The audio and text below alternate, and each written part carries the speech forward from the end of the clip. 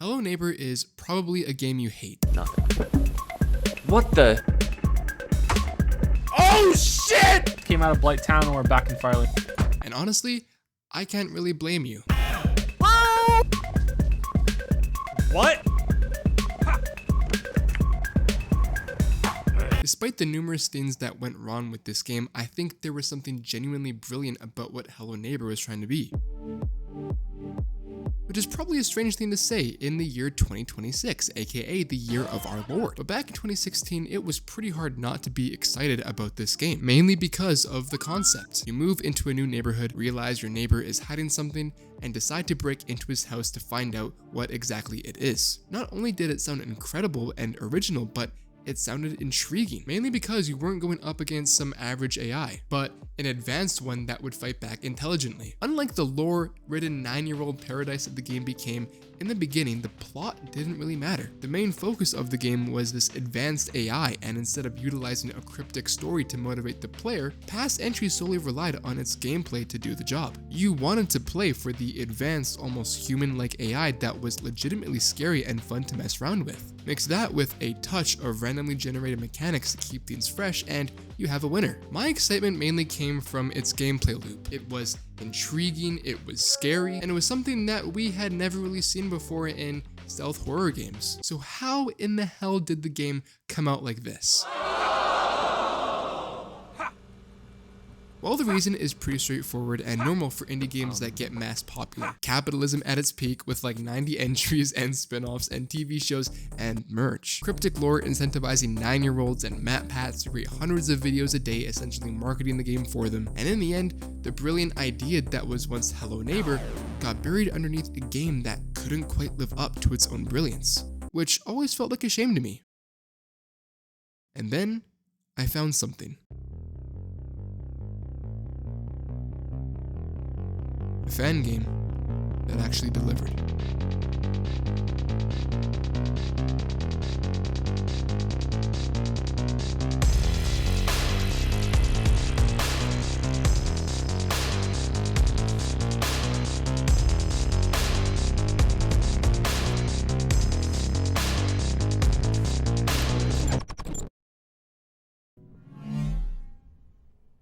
To understand why this fan game works so well, I think we have to go back to what made Hello Neighbor so interesting in the first place. And I'm not talking about the game that eventually came out, because that game was absolute shit. I'm talking about the weird little horror game we saw in the pre-alpha and alpha one. This is a game that looks really cool, and I think it's going to be a very big thing when it comes out, but this is a very... Because when you look back at these early versions of Hello Neighbor, there's something in it that the later games, slowly lost. Mystery. You'd walk up to this strange house, look through the windows, and immediately start asking yourself some questions. What's behind that door? Why does he wear gloves? Why does he have the nicest mustache I've ever seen? And with all these questions, I think what was most interesting was the fact that the game didn't have the need to answer any of them. It just gave you the house along with a trail of breadcrumbs to get you on your way. And that's what made this concept so intriguing and effective. This house that you were exploring wasn't here for the sole purpose of piecing together this weird-ass convoluted lore. You were exploring it because you wanted to know what was behind the door, along with experiencing the gratification of completing a difficult challenge. As a byproduct of this, you would eventually fall in love with the AI because it was so fun to analyze and mess around with. That's the Hello Neighbor I and many others were excited for. But as the game went through development, the mystery became increasingly buried underneath layers of lore, and we all know what happened after that. And now we're here in 2026 with this fan game, Hello Neighbor Vintage. And you're probably wondering, what even is this game, Noah? Well, James, the game is a rebirth, a fan-made reimagining of Hello Neighbor that takes everything that made those early versions so intriguing and asks a very simple question. What if they actually finished the game we thought we were getting?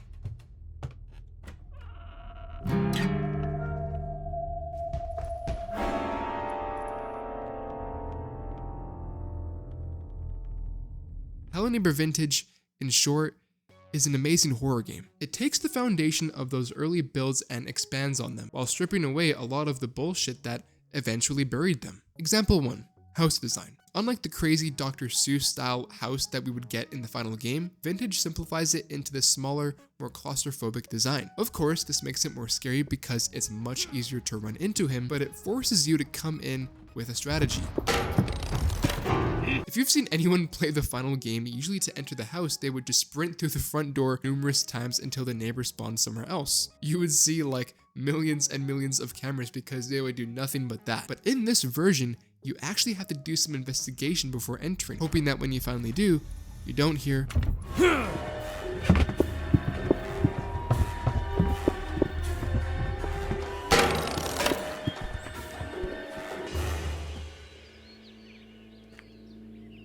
Speaking of hearing him, let's talk about the sound design. I know, really exciting stuff, sounds for your ears, I know, but this game earns it. Upon entering the house, the sound design becomes one of the most important tools you have for understanding where the neighbor is. The directional sound that the neighbor produces is amazing. It is so good that I could enter his house with my eyes closed and instantly identify where he is. Whether he's upstairs, downstairs, or somewhere else in the house, I can usually figure it out just by listening. Simple touches like that really elevate this experience without breaking immersion or realism. You don't have this reticle bar telling you if you are being seen or hidden or if you're being too loud. You just know because of the sound of the neighbor. I know it might sound like a small thing to call out and praise, but my god, not even just that. The sounds and sound design in this game just tickles my brain. Come on, just have a listen.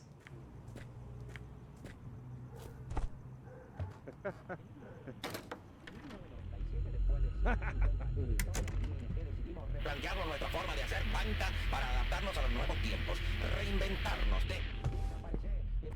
Now that we're talking about brains, how is the AI? Well, before we actually dive into Vintage's gameplay, the AI is a massive step up. He learns from everything you do, how you escape, and does everything in his power to stop you. It's similar to older versions with traps and cameras, but instead of only occurring after getting caught, it's happening on the fly, and you can actually see it happen in real time, which is really fucking cool. But here's the thing. What's the point of me telling you about each individual element without actually showing you how this game functions? Well, I don't know. I'm just a dumb YouTuber. So let's actually hop into Hello Neighbor Vintage, and I'll show you my experience with this game.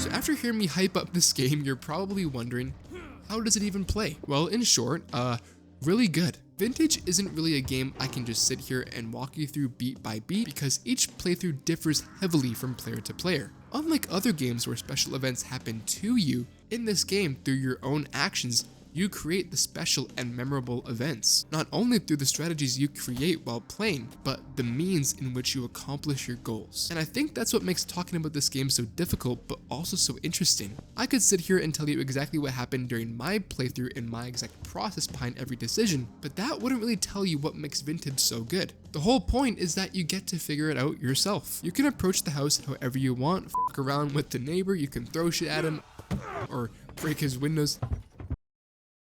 Try something completely stupid, and oh my god, that worked somehow. It has this core emphasis on player freedom, and that's what displays the strengths of this game, mostly being the horror. Now, I'm gonna spoil the ever-loving shit about the contents of this game, so please play it. It's free on GameJolt, and I don't want to ruin the intrigue of solving puzzles and figuring shit out before you even get the chance to see what this game is. Click off now if you want to play it. But anyway, let's just get started. The beginning is pretty simple. I make my way to the house, figure out how to get inside, and that's basically the tutorial. Here we are. So this is the first level. It's usually very, very easy because the neighbor just leaves his door unlocked. There's no traps that spawn. All you need is the hammer, which luckily enough spawned here. Oh, he knows I'm here.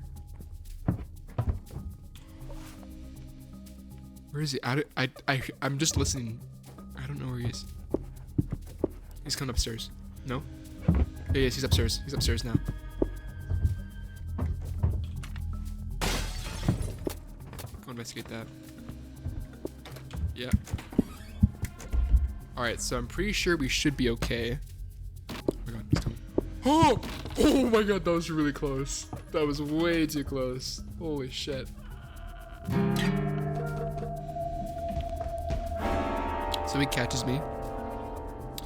That's fine. From here, Vintage starts. This is where the game begins. Look how many cameras there are and bear traps. Keep in mind that I'm playing on the hardest difficulty because I'm a masochist, so there are a lot more traps than you'd normally have to deal with, but that smoothly transitions into traps. Wow, good writing on the script, Noah. And oh my god, are these things annoying. You've got bear traps, cameras, barricades, and all sorts of little obstacles designed to make entering this house more difficult than watching a rice gum video. But what's important is that almost everything has some kind of answer. The cameras can be disabled by cutting the power, the barricades can be removed, the bear traps can be triggered by throwing stuff on them or disarming them manually. So even something as simple as walking through a hallway becomes this crazy decision. Do I take the risk? Do I find another way around? Or do I just say, we'll do it live? And that's the thing I kept noticing as I played. The game rarely gave me any obvious solution. Instead, it gave me a problem and lets me figure out how I want to deal with it naturally. Much like real life, if I were to break into my neighbor's house in real life. If I broke into my neighbor's house in real life. At one point, I noticed the neighbor carrying a key. So naturally, I did what any reasonable person would do. I stole it. But maybe if I was much more stealthy, I could have spotted him taking swigs of milk from the fridge. So if I found something in his house, like sleeping pills, for example, I could invent a new TikTok trend where I make NyQuil milk that everyone's trying and make him die. Either way, you would get the key. That key in turn would lead me somewhere else, which led to another discovery, and I think that's where the freedom in this game and the act of finding things at random actually becomes important and not just something randomly thrown in to all players. It's not present to simply tell me that I have options, but it's giving me enough freedom to actually feel like I'm figuring something out organically. And this is where I think Vintage really nails that feeling that Hello Neighbor originally promised, because you're trying to accomplish all of these tasks while being hunted down by the neighbor, and my god is he smart and terrifying. When you start the level, or if you wake up after being caught, the neighbor's AI is in idle mode. In this mode, he goes around doing normal human things like watching TV, sleeping, repairing his car, etc. And usually in this mode, it is your best bet to sneak around and be successful. However, he is observant. Say you're sneaking around and you leave a door open. That's a common thing to do in all these games. The neighbor will see this, process it, and transition into hunt mode. In hunt mode, the neighbor has come to the conclusion that someone is in his house and will act paranoid. He will speed walk around his house, he will search in hiding spots, and is prepared to come and find you. Not only is it realistic, but it's punishing. It gives the player an actual incentive to actually sneak around and try to stay hidden, unlike the full game. It's fun and invigorating, and when you barely get out of the house, you feel like you just escaped with your life. Mostly due to what I just said, as well as when you get caught, you lose whatever important item you're holding on to. Remember in the snapshot video when I said horror games are at their best when the player has something to lose? Well, you lose your entire inventory if you get caught. And what makes it work is that it's completely fair. If you decide to be an absolute dumbass and get caught in the dumbest way possible, that's your fault. You dummy. What also makes it great is that in turn, it also makes when you escape with your life more exciting and interesting. But, you know, what actually happens when he sees you? How do you actually escape from this dude? Well, you run like hell.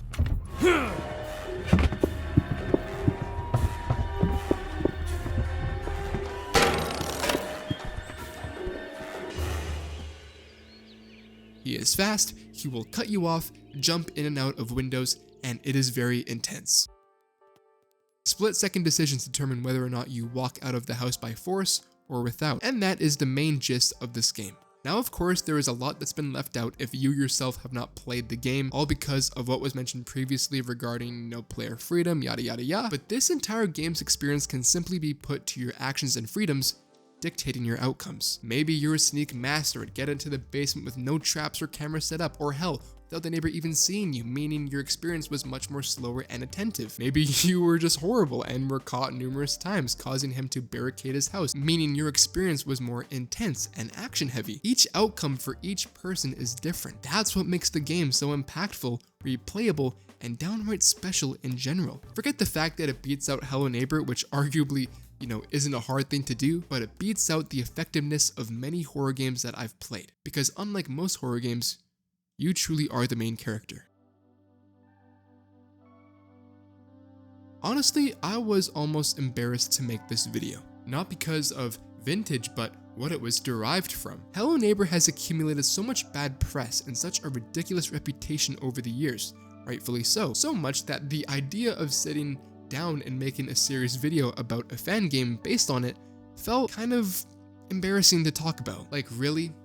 Hello Neighbor in 2026, are you being serious? But after actually playing Vintage, I realized that I was looking at this game through the wrong lens. Vintage isn't just an interesting fan game or some nostalgic recreation of an old horror game or a restoration and improvement on its source material. It's just genuinely an amazing horror game. It's atmospheric when it needs to be, it's tense, it's incredibly polished for a small team, and most importantly, it actually made me scared. The sound design alone had me constantly listening for where the neighbor was. The AI made me think about every decision that I was making. The house gave me enough freedom to approach situations however I wanted, while still making those decisions feel dangerous. And all of these things came together to create an experience that feels surprisingly unique. That's what I think impressed me the most. I went into this expecting to play just a cool fan game based on a concept that I thought was mistreated, and instead I found this, a horror game that genuinely grabbed me and left me thinking about it even days, months after playing it. I sat my big ass on this chair holding on to this idea of